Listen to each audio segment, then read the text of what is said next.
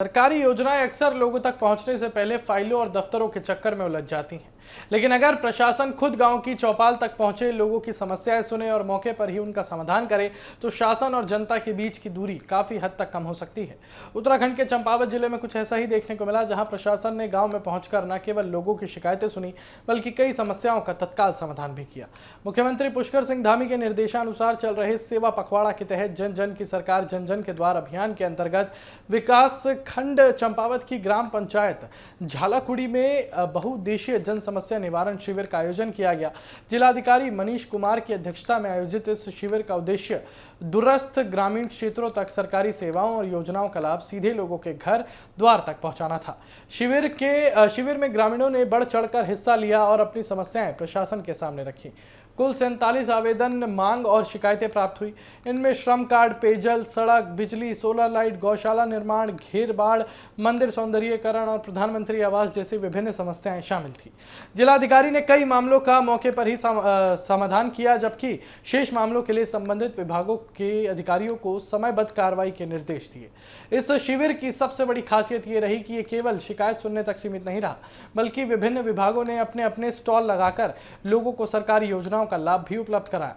कुल 473 ग्रामीणों को अलग अलग योजनाओं से लाभान्वित किया गया और स्वास्थ्य विभाग ने निःशुल्क स्वास्थ्य परीक्षण और दवाओं का वितरण किया, जबकि आयुष और होम्योपैथिक विभाग ने भी ग्रामीणों को स्वास्थ्य परामर्श और औषधियां उपलब्ध कराई।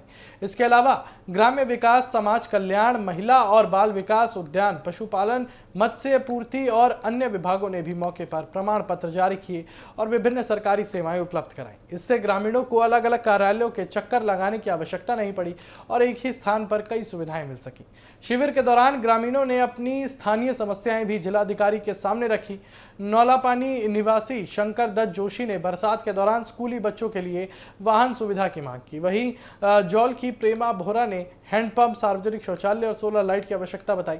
झालाकुड़ी के बिशन राम ने अपनी क्षतिग्रस्त आवास की समस्या रखी, जबकि बयानधुरा मंदिर समिति ने मंदिर परिसर में सोलर लाइट लगाने की मांग की। जिलाधिकारी ने सभी संबंधित विभागों को इन मामले में शीघ्र कार्रवाई सुनिश्चित करने के निर्देश दिए हैं।